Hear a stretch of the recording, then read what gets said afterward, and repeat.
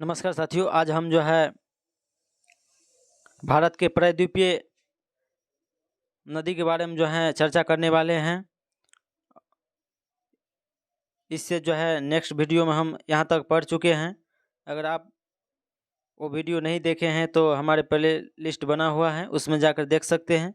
अगर ये PDF चाहिए तो हमारे टेलीग्राम का लिंक दिया हुआ है वीडियो के डिस्क्रिप्शन में, तो वहाँ जाकर जुड़ जाइए, टेलीग्राम पर PDF मिल जाएगा।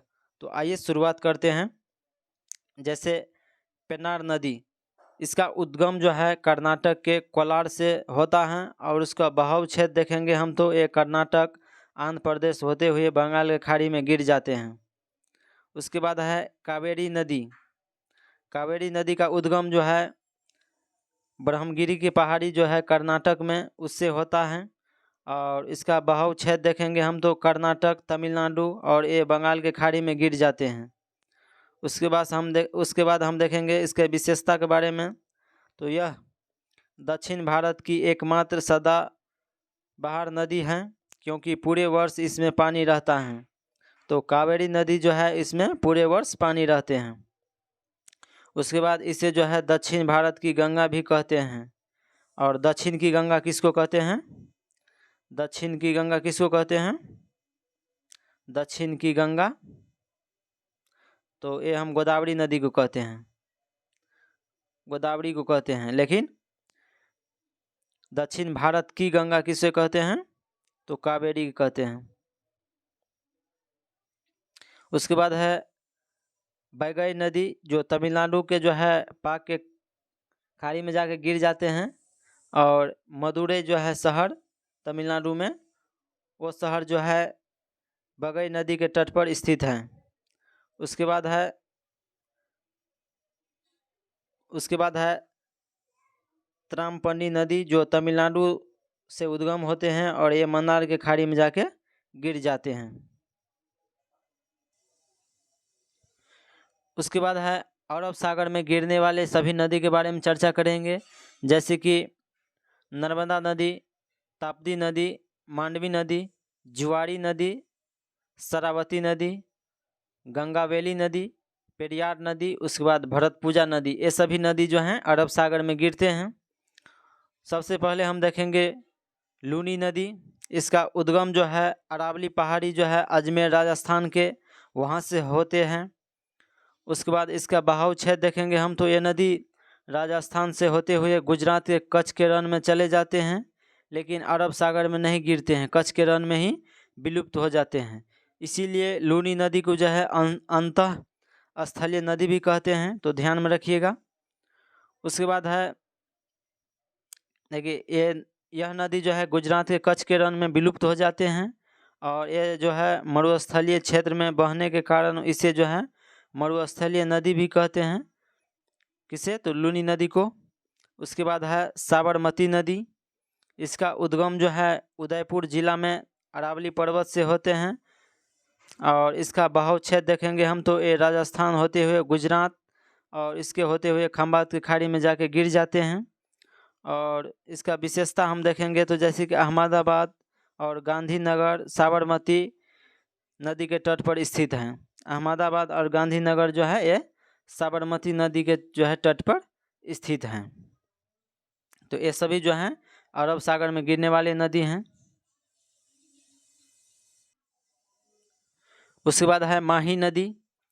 माही नदी का उद्गम देखेंगे हम तो ये विंध्याचल पर्वत श्रेणी मध्य प्रदेश से होता है। उसका बहाव क्षेत्र देखेंगे हम तो ये राजस्थान, मध्य प्रदेश, गुजरात और खंभात की खाड़ी में जाके गिर जाते हैं। उसके बाद माही नदी जो है एक कर्क रेखा को 2 बार काटती हैं, तो ध्यान में रखिएगा। कौन ऐसी नदी हैं जो कर्क रेखा को 2 बार काटती हैं? तो माही नदी।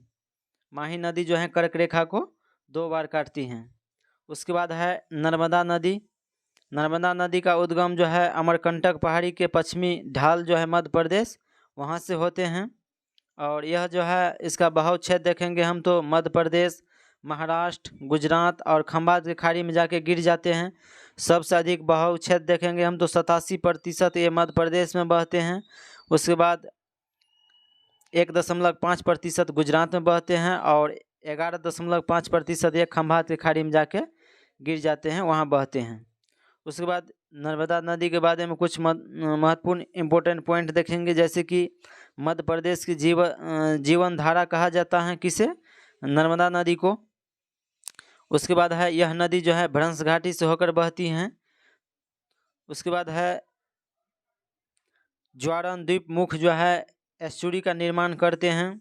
उसके बाद है विंध्याचल और सतपुड़ा पर्वत के श्रेणी के मध्य से जो है बहते हैं कौन? नर्मदा नदी। विंध्याचल और सतपुड़ा पहाड़ी के बीचों बीच बहते हैं कौन? नर्मदा नदी। उसके बाद है नर्मदा और सोन ऐसे नदी हैं जो एक ही स्थान अमरकंटक से निकलते हैं और विपरीत दिशा में बहते हैं। तो सोन और नर्मदा नदी का उद्गम कहाँ से होता है? मध्य प्रदेश के अमरकंटक पहाड़ी से।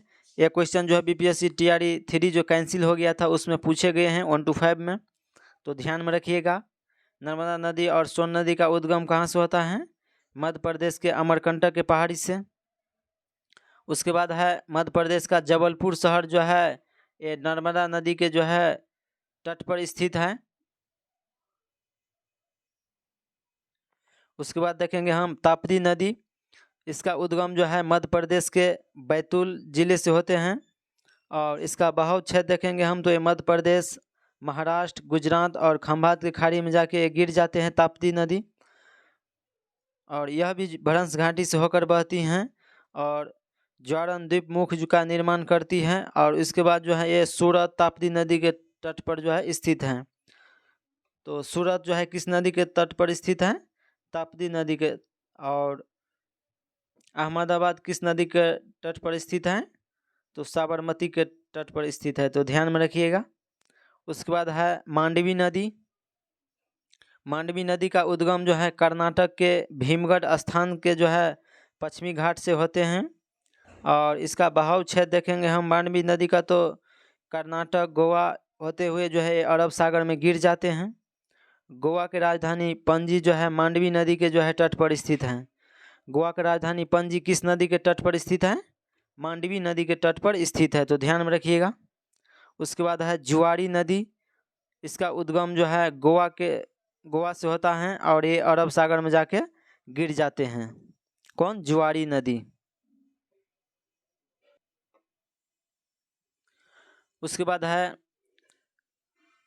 शरावती नदी और गंगावेली नदी, दोनों का उद्गम कर्नाटक से होते हैं और ये अरब सागर में जाकर गिर जाते हैं। उसके बाद है पेरियार नदी जिसका उद्गम केरल से होता है, ये भी अरब सागर में जाके गिर जाते हैं। उसके बाद है भरतपुजा नदी जिसका उद्गम तमिलनाडु से होते हैं और ये तमिलनाडु होते हुए केरल के तट के होते हुए अरब सागर में जाके गिर जाते हैं, भरतपुजा नदी।